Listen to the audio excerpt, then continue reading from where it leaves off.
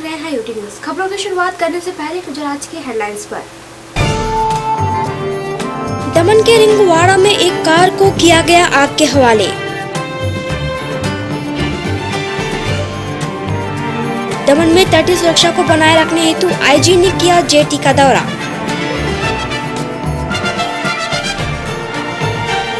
Daman Diu state corporation bank limited ने आयोजित की पत्रकार परिषद। और दाना के नए स्वास्थ्य कर्मियों का साक्षात्कार हुआ संपन्न।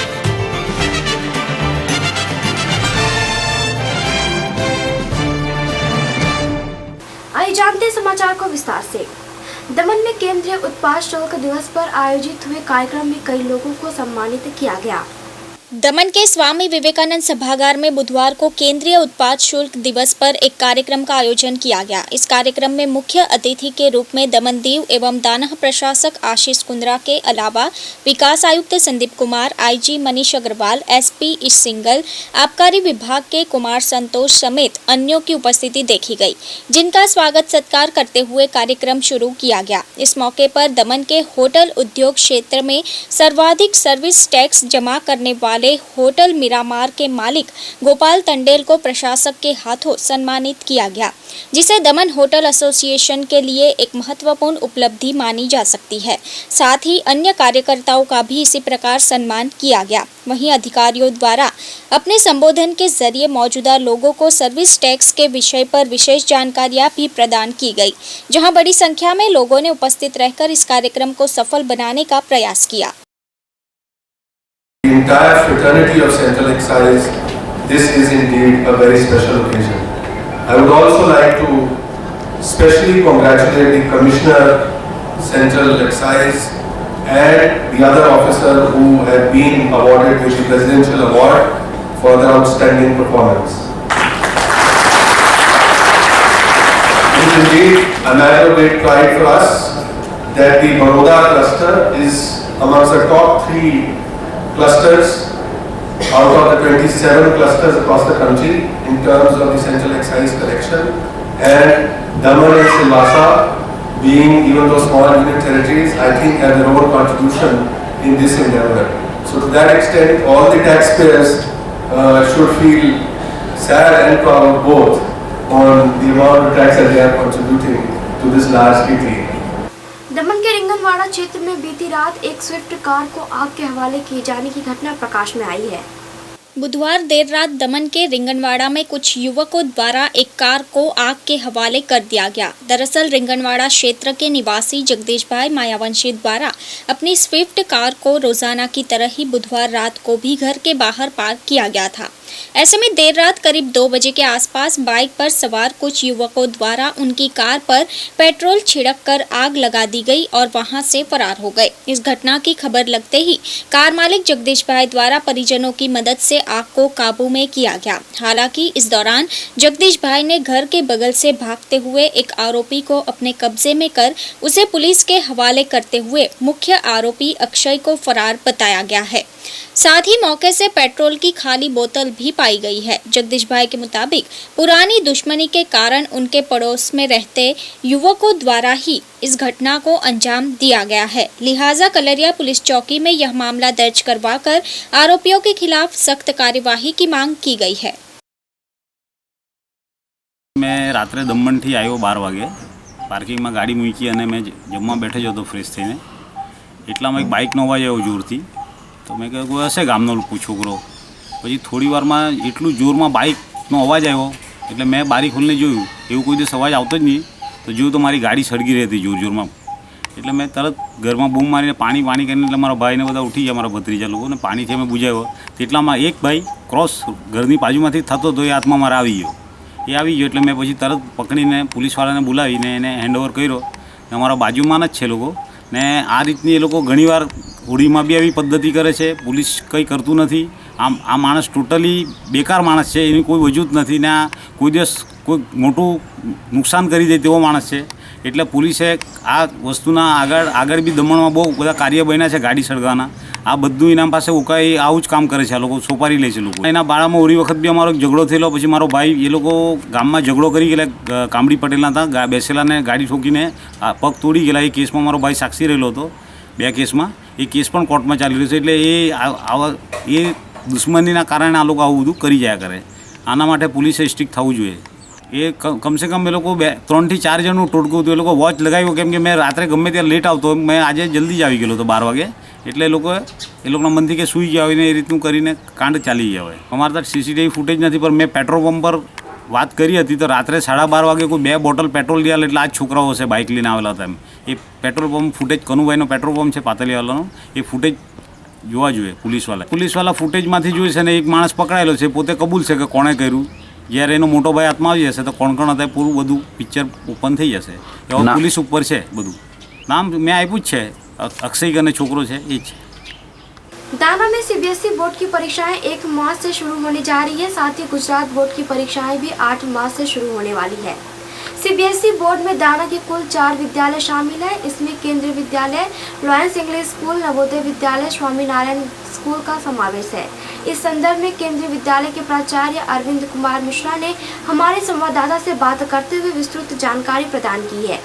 संग्रह दादानगर हवेली में CBSE बोर्ड की परीक्षाएं 1 मार्च से शुरू होने जा रही हैं और टाइम टेबल भी आ चुका है। इस समय मैं सिलवासा केंद्रीय विद्यालय में हूं, जहां पर हमारे साथ हैं केंद्रीय विद्यालय के प्राचार्य अरविंद कुमार मिश्रा जी। सर, यह जो आपका रिजल्ट है, CBSE बोर्ड की परीक्षाएं शुरू होने जा रही हैं, क्या इसकी रूपरेखा?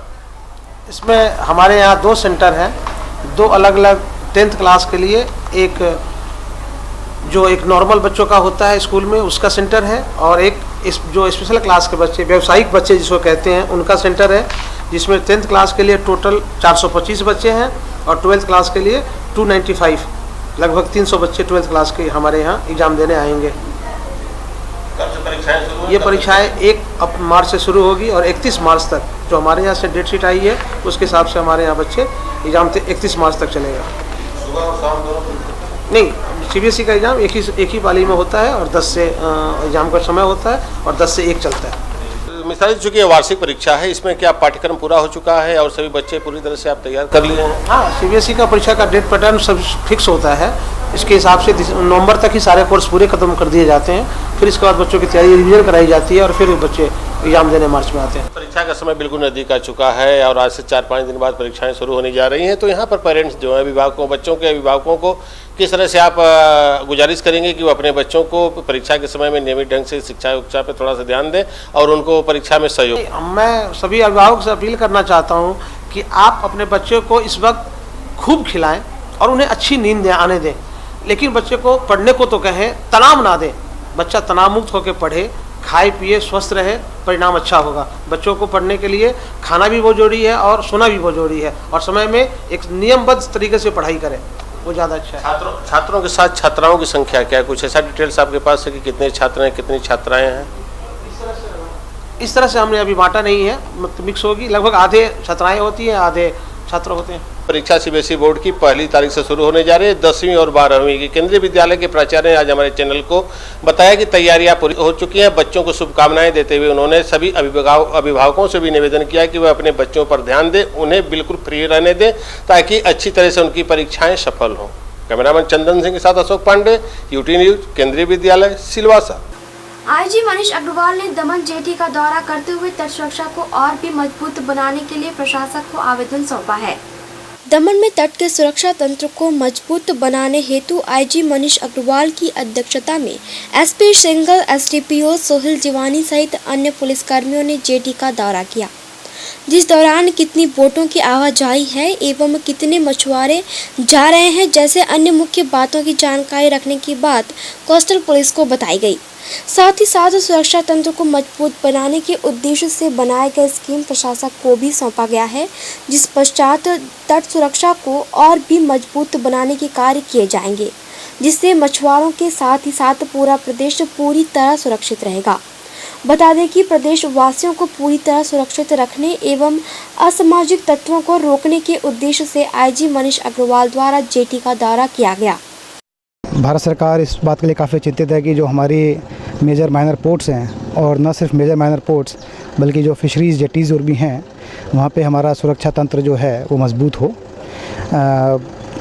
जो सुरक्षा तंत्र मजबूत करने की बात है उसका तात्पर्य कतई ये नहीं है कि जो नॉर्मल एक्टिविटीज़ फिशरमैन की हो रही हैं उनके साथ कोई छेड़छाड़ हो, लेकिन उनके साथ कहीं कोई पानी के अंदर हादसा ना हो जाए या उनकी गार्ब के अंदर या उनके आड़ में कोई ऐसे असामाजिक तत्व हमारे टेरिटरीज़ में ना आ जाएं।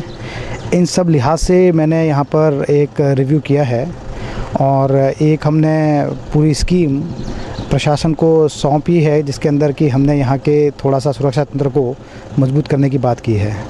जब तक वो पूर्ण स्कीम लागू होती है उस दौरान हम कुछ ना कुछ जो सुरक्षा तंत्र है यहाँ पे लगाने का प्रयास करेंगे, जिसके लिए कि हमारे जो डिस्कशंस हैं वो प्रशासन के साथ चल रहे हैं। गोवा से अलग होने के बाद अब Daman Diu state cooperative bank limited को आगामी 1 अप्रैल से सक्रिय किया जाना है। गुरुवार को दमन के दिलीप नगर विस्तार में Daman Diu state cooperative bank limited की प्रथम सामान्य सभा आयोजित हुई, जिसके उपलक्ष्य में प्रबंधन की ओर से पत्रकार परिषद का आयोजन किया गया था। इस परिषद में बैंक के अधिकारी रमेश बामनिया, मोहन भाई टंडेल, जिला पंचायत अध्यक्ष सुरेश पटेल समेत अन्य कार्यकर्ता खास मौजूद थे। बता दें कि Daman Diu state cooperative bank limited को अब गोवा से अलग कर दिया गया है, जिसे 1 अप्रैल से दमन दीव प्रदेश में सक्रिय कर दिया जाएगा, जहां इस बैंक के माध्यम से दमन दीव की जनता को लोन के साथ साथ अन्य कई सुविधाएं भी कम समय में उपलब्ध होगी। इसके अलावा लोगों की सुविधा के लिए मोबाइल सेवा एवं एटीएम सेवा भी जल्द शुरू की जाएगी, ताकि उपभोक्ताओं को किसी भी प्रकार की दिक्कतें न उठानी पड़े। इन्हीं तमाम मुद्दों पर मौजूदा पत्रकारों को विस्तृत जानकारी देते हुए परिषद को संपन्न किया गया। 1 अप्रैल से दमन and Diu state cooperative bank limited जो उसका शेडिंग और बाइफर्केशन हो गया है वो 2 अप्रैल से एक्टिवेट हो जाएगी। अभी उसके फंक्शनिंग के लिए हमने गवर्निंग बॉडी भी बनाया है, उसमें मैं Ramesh Bamniya, I am the vice chairman, Mohan bhai Tandel है वो वाइस चेयरमैन है, सुरेश भाई जो जिला पंचायत के प्रमुख है वो हमारे डायरेक्टर रहेंगे, शौकत मिठानी एक डायरेक्टर है और एक डायरेक्टर हमारे दीव से बाबू भाई बामनिया करके है वो रहेंगे। तो 1 तारीख से हम एक्टिवेट करेंगे बैंक को और दमन दीव के लोगों को ज़्यादा से ज़्यादा सुविधा जो गोवा से तकलीफ़ होती थी लोनिंग के लिए और ये बहुत दिन निकल जाते तो जितनी हो सके इतनी जल्दी हम लोनिंग और जो भी सुविधा है वो उपलब्ध कराने की कोशिश करेंगे। बड़े अच्छे बिजनेस के लिए भी हम लोनिंग सुविधा उपलब्ध कराएंगे।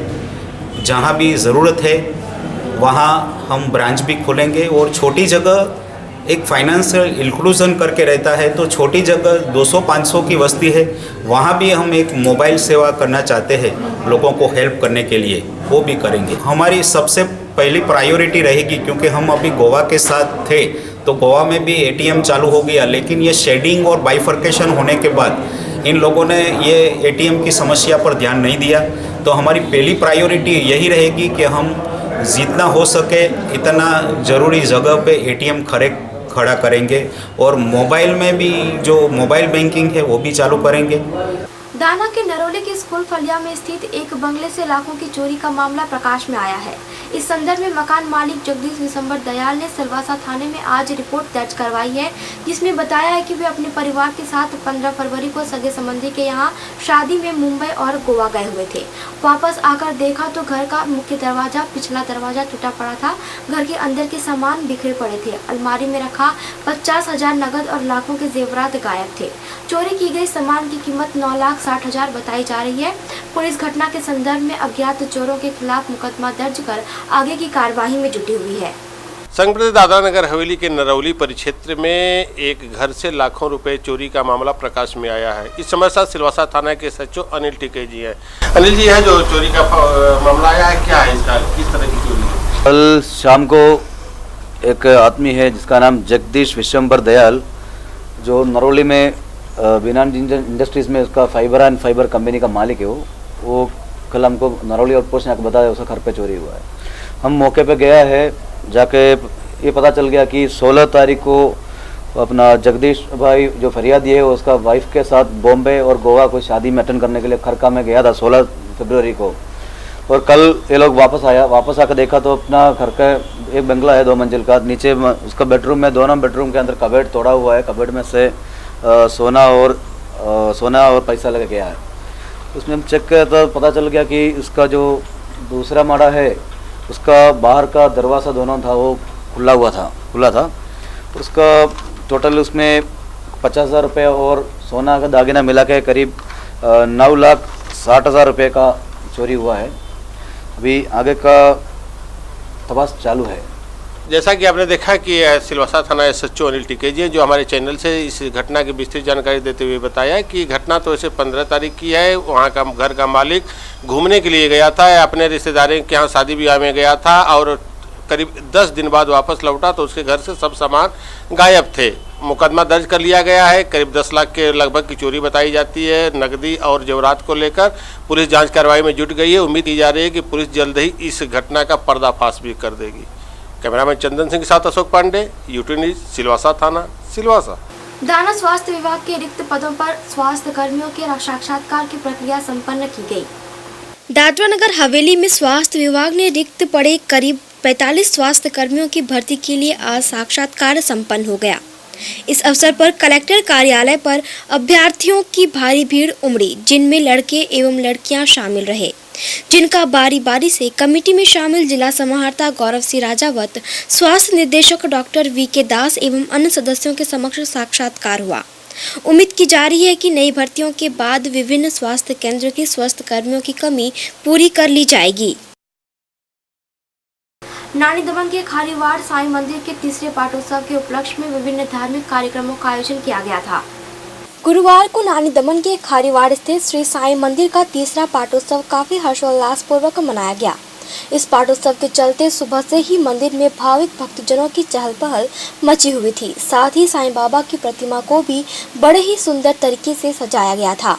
इस अवसर पर शांति हवन, पूजन, आरती, पालकी यात्रा जैसे विभिन्न धार्मिक अनुष्ठान भी रखे गए थे, जहां मौजूद साईं भक्तों ने भी आस्था के साथ इन अनुष्ठानों का लाभ लेते हुए साईं बाबा के आशीर्वाद ग्रहण किए। इसके अलावा आयोजकों द्वारा महाप्रसाद का भी आयोजन किया गया था, जिसका भी बड़ी संख्या में भक्तजनों ने बड़े ही श्रद्धापूर्वक लाभ उठाया। वहीं इस पाटोत्सव को लेकर पूरा माहौल भक्तिमय बन चुका था। आइए अब ब्यूटी न्यूज इंडिया में देश विदेश की अन्य खबरों पर डालते हैं एक नजर।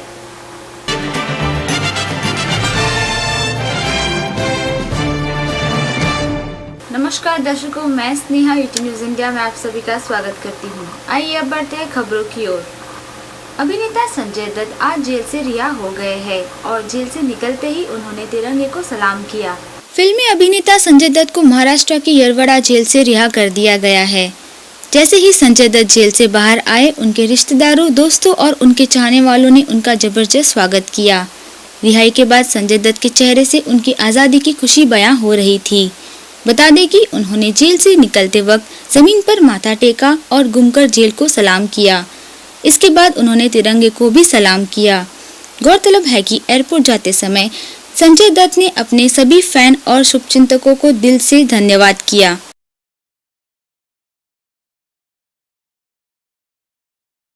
स्पाइस जेट लाया है सस्ता किराया ऑफर, सिर्फ 599 रुपए में हवा की सैर। समय समय पर सस्ते किराए की सौगात देने वाली एयरलाइंस कंपनी स्पाइस जेट ने एक बार फिर सस्ते किराए का ऑफर पेश किया है।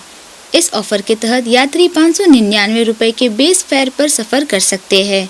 बता दें कि यात्रियों को टैक्स अलग से चुकाना पड़ेगा। इस सेल में छूट पाने के लिए आपकी यात्रा 1 मार्च से 13 अप्रैल के बीच होनी चाहिए। बुकिंग पहले आओ पहले पाओ के आधार पर होगी।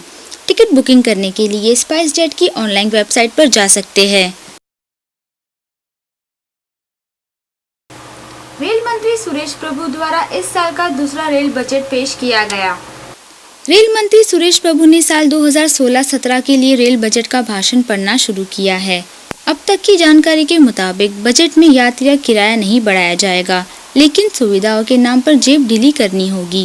रेल बजट पर मुख्य तौर से 5 चीजों पर जोर दिया गया है, जिसमें कस्टमर सर्विस, माल भाड़े से ज्यादा कमाने, किराए में बिना बढ़ोतरी किए कमाई बढ़ाने, पारदर्शिता और रिफॉर्म शामिल है। बिहार के विकास के लिए अमेरिका द्वारा करीबन $900 मिलियन का निवेश किया जाएगा। अमेरिका बिहार में $900 मिलियन का निवेश करेगा। अमेरिकी राजदूत रिचर्ड आर वर्मा ने अपने बिहार प्रवास के दौरान यह ऐलान किया कि अमेरिकी कंपनी JE सारंग के मधुरा स्थित भारतीय रेल के लोकोमोटिव कारखाने को विकसित करेगी। उन्होंने कहा कि यह कंपनी हर साल मधुरा में 100 डीजल इंजन का मैन्युफैक्चर करेगी। इसके अलावा बिहार में ग्रीन एनर्जी, स्वास्थ्य और शिक्षा के क्षेत्र में भी काम करने की बात कही है।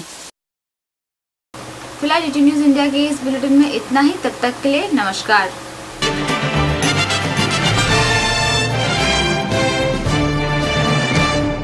समाचार समाप्त करने से पहले एक नजर आज के हेडलाइंस पर। दमन के रिंगवाड़ा में एक कार को किया गया आग के हवाले। दमन में तटीय सुरक्षा को बनाए रखने हेतु IG ने किया जेटी का दौरा।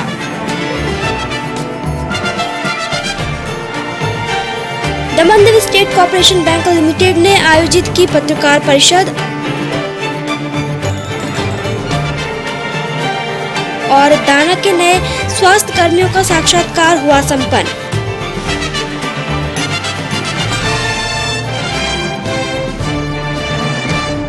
तो ये तब तक के समाचार, कल फिर मिलेंगे हम नए समाचारों के साथ। तब तक के लिए आप देखते रहिए यूटी न्यूज। नमस्कार।